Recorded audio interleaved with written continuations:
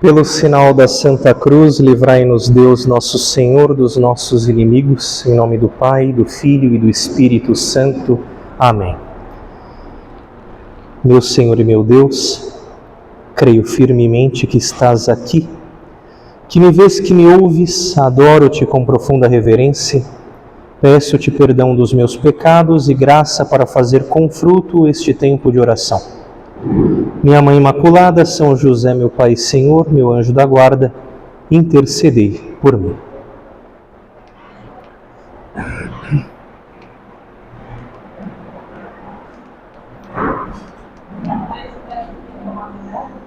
Oh, fecha essa porta aí.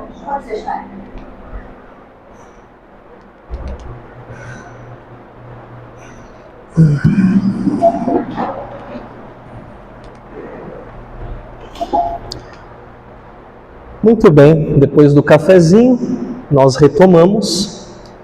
Esta segunda meditação será mais breve, mas uma consequência mais prática da primeira que tivemos, onde demos aqui uma parte mais, um argumento mais teórico, partindo do conceito de morte e do conceito de tempo.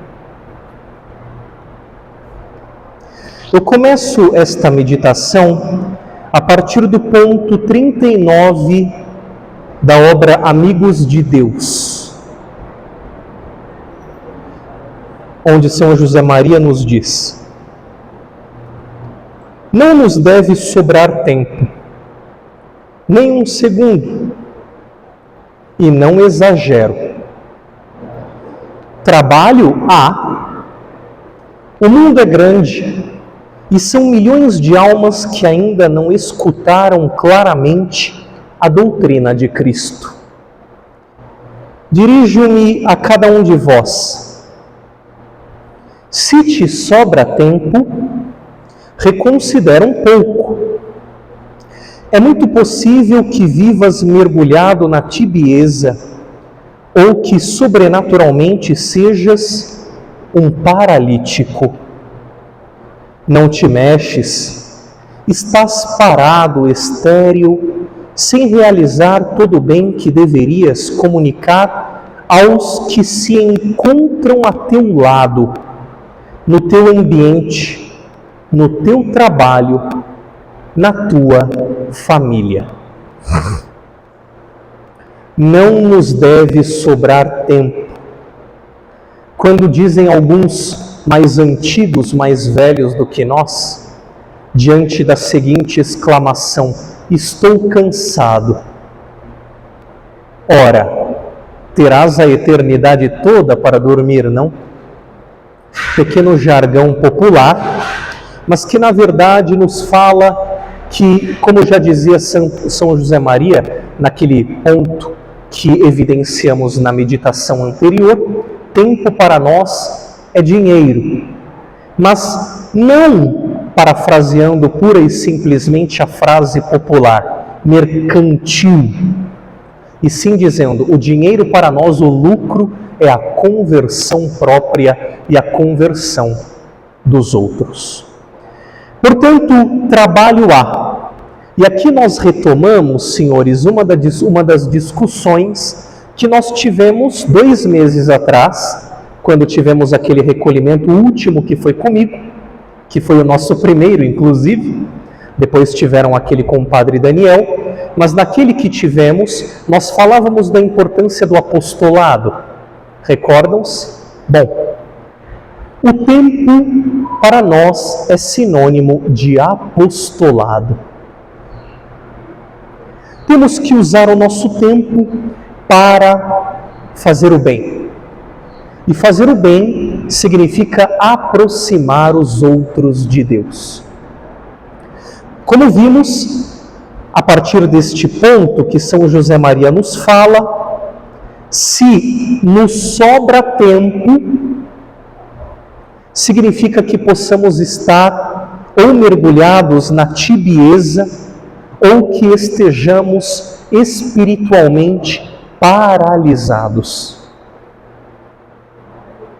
É necessário, então, olharmos para a nossa vida, revisitarmos o nosso coração e perceber: tempo para nós é sinônimo de conversão, colher o momento oportuno, mas é sobretudo tempo para evangelizar.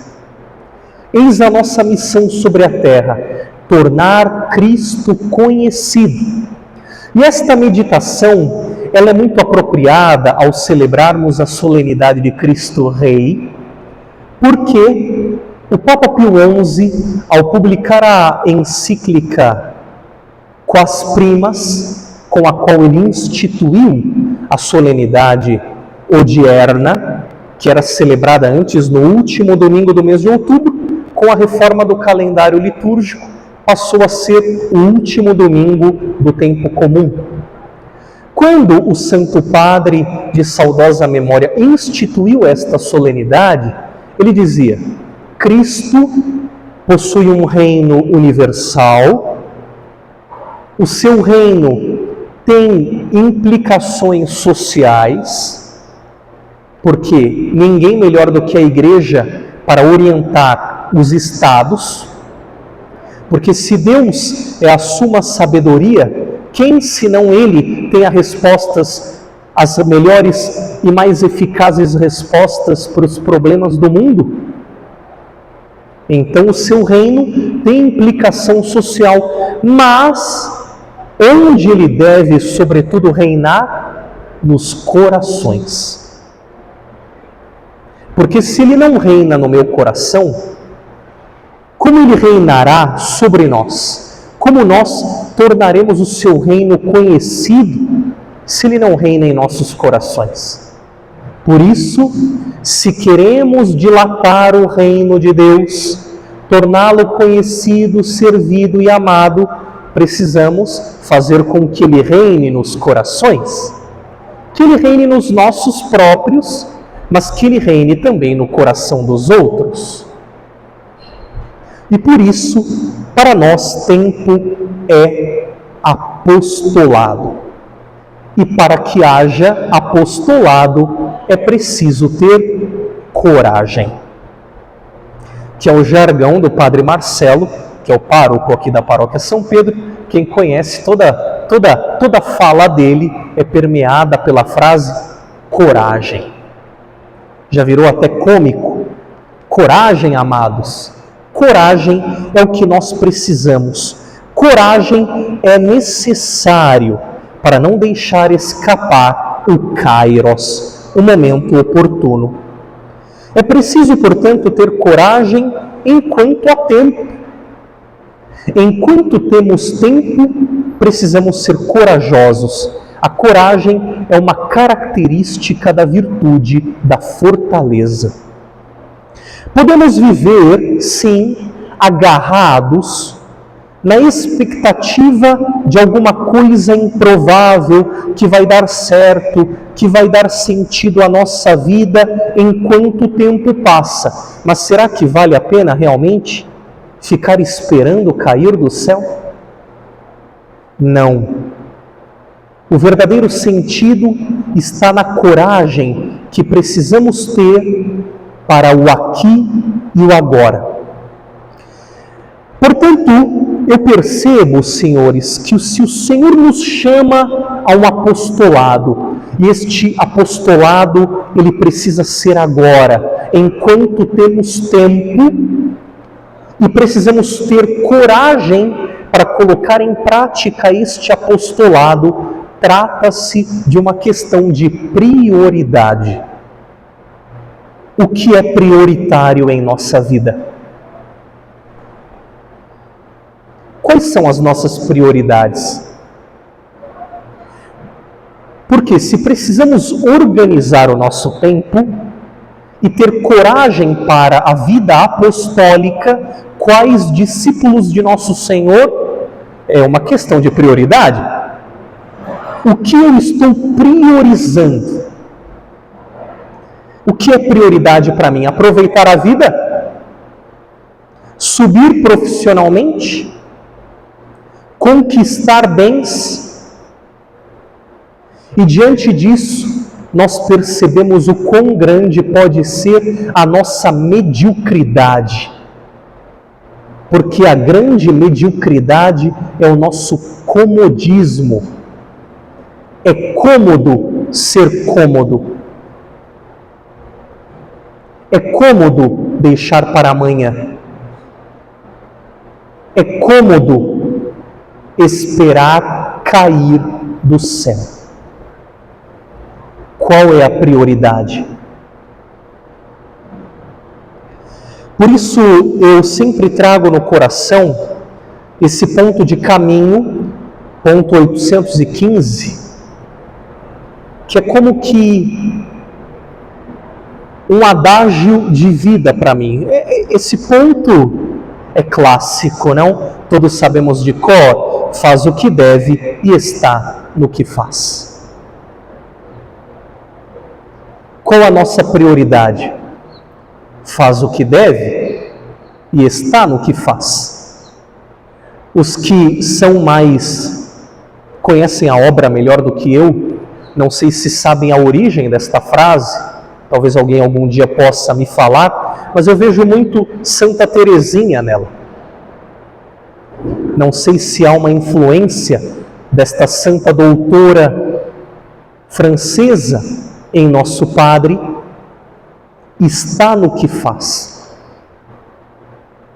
É fazer o mínimo, mas fazer com o coração. Eis a nossa prioridade. E qual é a nossa prioridade?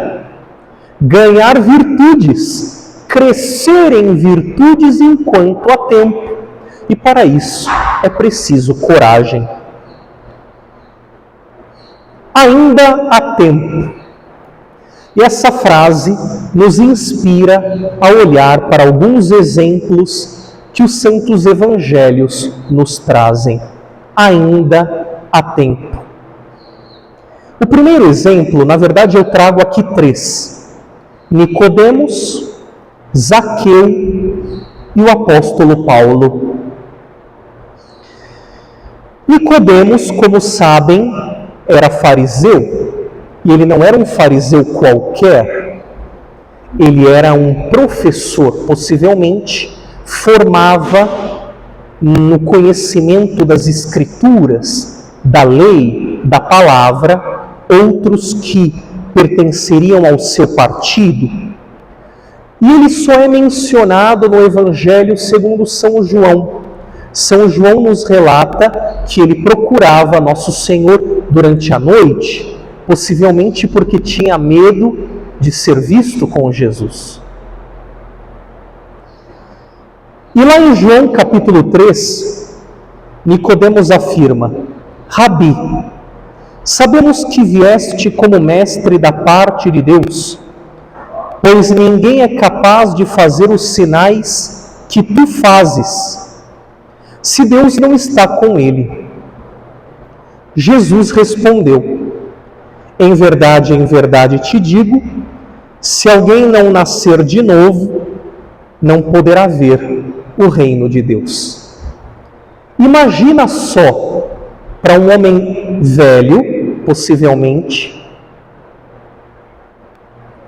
que já conhecia tudo, que já, certamente, como todo judeu, conhecia a Sagrada Escritura de memória.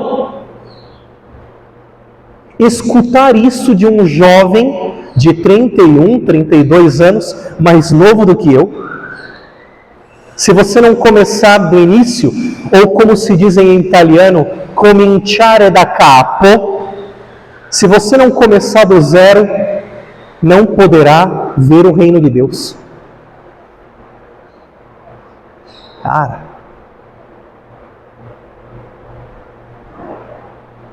imagina para Nicodemos, difícil, um homem que conhecia a Escritura, era professor de Escritura, escutar isso de um jovem de 30 anos.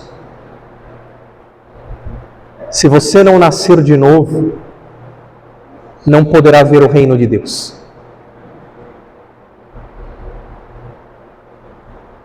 Depois nós temos Zaqueu, que não era um simples cobrador de impostos.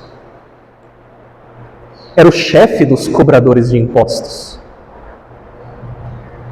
E Zaqueu, como bom ladrão, soube colher o momento oportuno. Ele sabia que Jesus ia passar. Ele era um homem rico, muito bem resolvido do ponto de vista político, social, financeiro. E ele soube que Jesus ia passar. Por ser baixo de estatura, ele pensou, eu preciso subir. E ele subiu na árvore. Era o momento que ele tinha. E Jesus olha para ele e diz, Lucas 19, versículo 5, Zaqueu, chama pelo nome, desce depressa, hoje eu devo ficar na tua casa. E Zaqueu o acolhe. Jesus vai dizer depois, hoje a salvação entrou na tua casa. Zaqueu não precisava de nada. Do ponto de vista social, financeiro, um homem protegido pelo Estado. E ele diz para Jesus, se defraudei, darei o dobro. E Paulo? O que faltava na vida de Paulo, senhores? Também fariseu, tinha um bom emprego, cidadão romano, zeloso, do ponto de vista da piedade e da lei, era um homem perfeito. E ao perseguir os cristãos, ele não fazia isso porque ele era ruim. Ele acreditava estar fazendo o certo. Os cristãos são contrários à lei de Moisés. Eles se venderam a um falso Messias. Ele acreditava estar fazendo o certo. Ele era um homem zeloso, bem formado, estudado. E o Senhor o faz cair, o humilha, lhe tira a visão. E Jesus diz para ele, Saulo, a quem tu persegues? E na primeira carta a Timóteo, o santo apóstolo diz, rendo graças àquele que me deu forças, Cristo Jesus, nosso Senhor, pela confiança que teve em mim, colocando-me a seu serviço, a mim, que antes blasfemava, perseguia e agia com violência. O que une Nicodemos a Zaqueu a Paulo? Não só aproveitaram o tempo oportuno que lhes foi dado, Jesus passou e eles agarraram, mas eles tiveram coragem.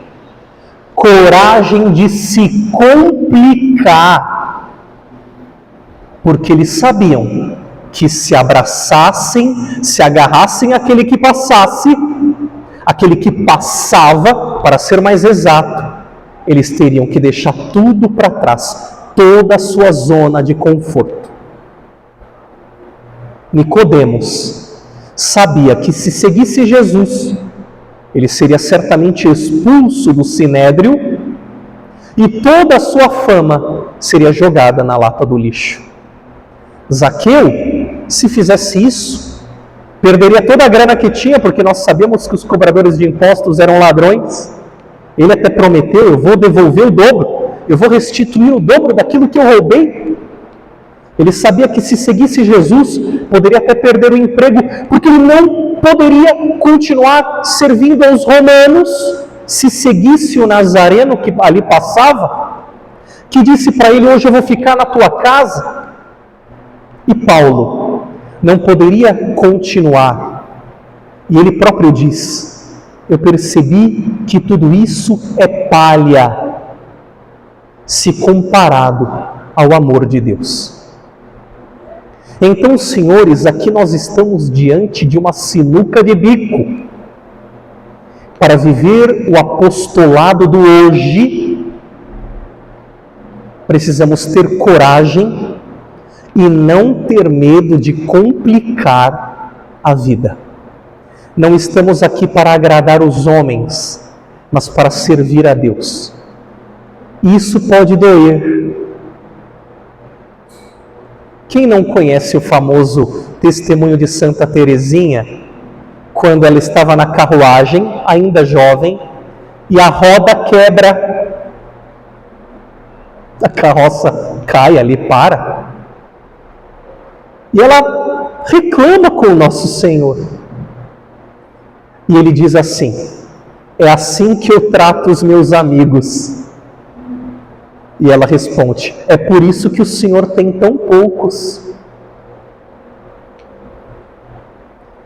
Queremos ser amigos de Deus? Vamos nos complicar. É por isso que o Senhor tem tão poucos. Porque a pedagogia do Senhor é a pedagogia da humilhação. Santo Antão, nós falávamos dos monges, que tomou uma surra do diabo durante uma noite, e no outro dia desfalecido, espancado, ferido, nosso Senhor aparece para ele, e Santo Antão olha: o Senhor por aqui? Por que não me defendeu? Onde o Senhor estava? E Jesus responde: eu estive aqui a noite inteira. E por que não me defendeu? Porque eu queria ver a tua vitória. O Senhor está conosco, mas Ele nos humilha. É por isso que Ele tem tão poucos amigos. Mas é a humilhação da cruz que nos leva ao céu. Quem fugir da cruz perecerá. Quem abraçá-la, é o que diz o Evangelho, último versículo: os que perseverarem herdarão a vida. É verdade, irmãos, que damos muitas desculpas a Deus, mas está na hora de parar com isso, não? Não há mais tempo para desculpas. Agora não dá mais. Se eu tivesse feito antes. Se eu tivesse pensado antes, me preparado antes, me preparado melhor. Chega, basta de desculpas, chega de vivermos de sis.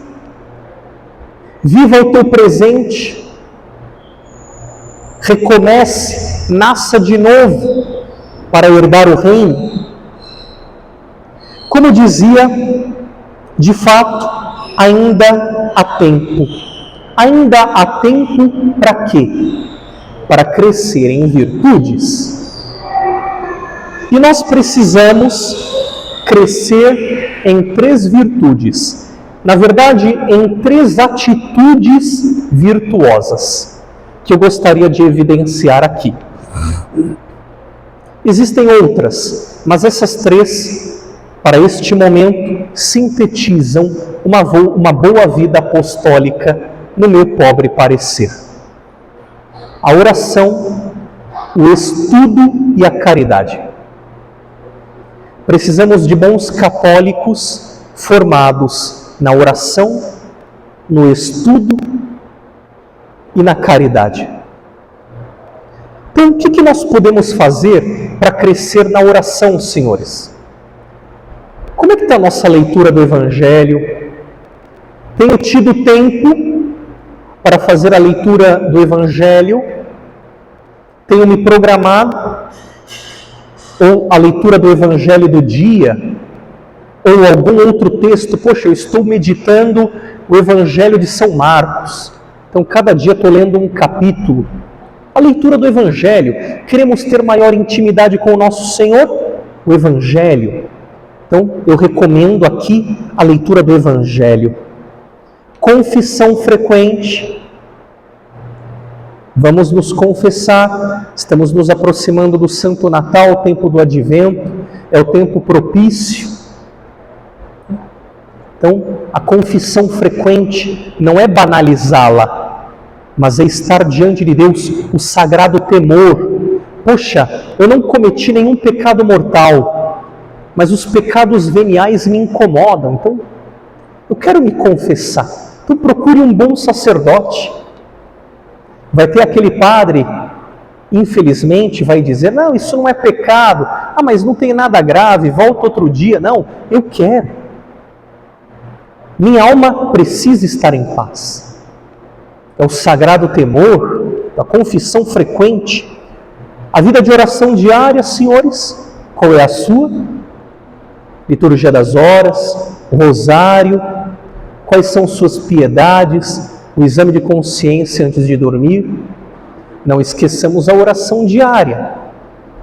Missa diária, quem pode.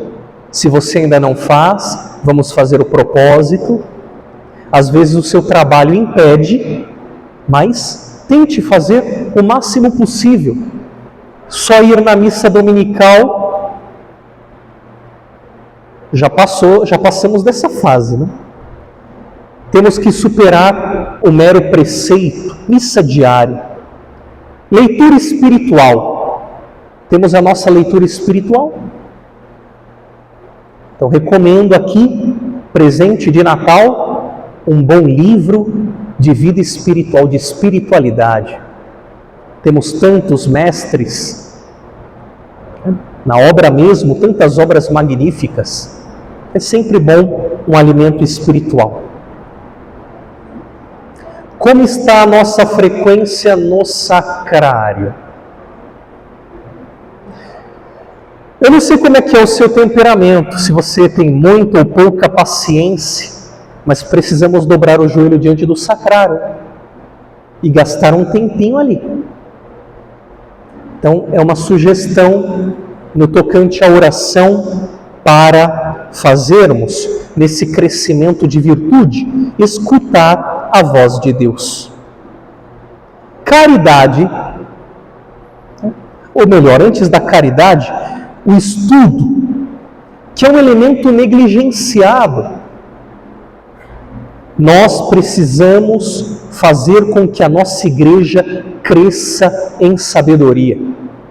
E por isso precisamos de católicos bem formados. Vamos estudar, nos inscrever em algum curso, em alguma aula. Procure cultura, fé, espiritualidade, história geral, história da igreja, teologia, filosofia. Vamos estudar. Então nós temos um livro de espiritualidade, mas também é importante um livro para estudo e formação. O mundo está cada vez mais exigente e nosso Senhor fala da esperteza dos filhos das trevas. Então, por favor, não me deixem só.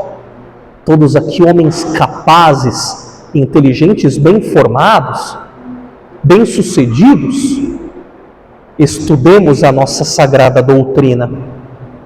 Agora sim a caridade, não? O apostolado ao próximo, a nossa vivência pastoral, ações concretas que visem ajudar a evangelizar, evitar bisbilhotice, murmuração, mexerico, intriga, insídia, calúnia, evitar julgar o próximo. Isso é caridade. Trabalharmos o perdão. Como está o teu coração em relação ao rancor e ao ressentimento que amarra, que destrói, que escraviza? São José Maria diz: mais do que em dar, a caridade está em compreender. Caminho 463. Porque às vezes a gente confunde, não? Caridade é só dar algo a alguém, não, é compreender. Porque às vezes caridade é dizer não, é tirar, me devolve isso, você não pode ficar com isso. É dizer à pessoa: você precisa sair daqui. Caridade não destrói, ela edifica. E se não houver caridade, de nada vale a nossa fé, a nossa oração e o nosso estudo. Bom, amados, quero finalizar com mais um ponto de caminho, 247, é o texto com o qual eu finalizo esta meditação, sob o tema propósito. O tempo se faz breve, porque o fim do tempo está para chegar. Diante da morte, que é o fim do meu tempo, ainda há tempo. E nesse tempo que foge, eu preciso crescer em virtude. Para crescer em virtude, é preciso coragem e não ter medo de se complicar. E para tal, preciso renovar o meu propósito. É com isso que nós saímos daqui hoje.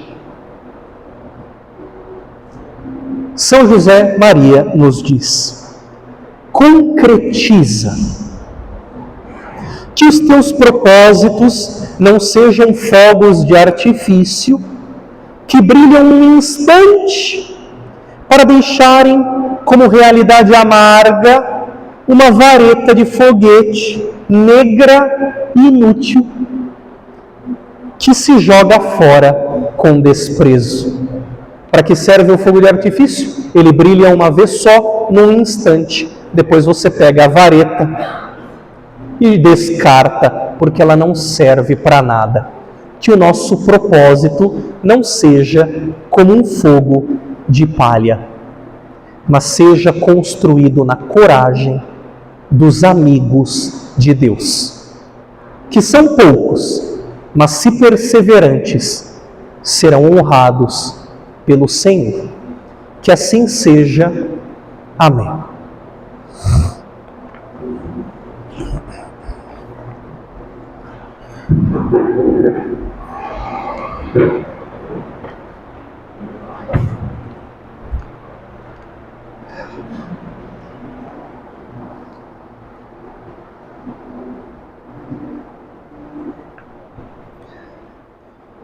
Dou-te graças, meu Deus, pelos bons propósitos, afetos e inspirações que me comunicaste nesta meditação. Peço-te ajuda para os pôr em prática. Minha Mãe Imaculada, São José, meu Pai e Senhor, meu anjo da guarda, intercedei por mim.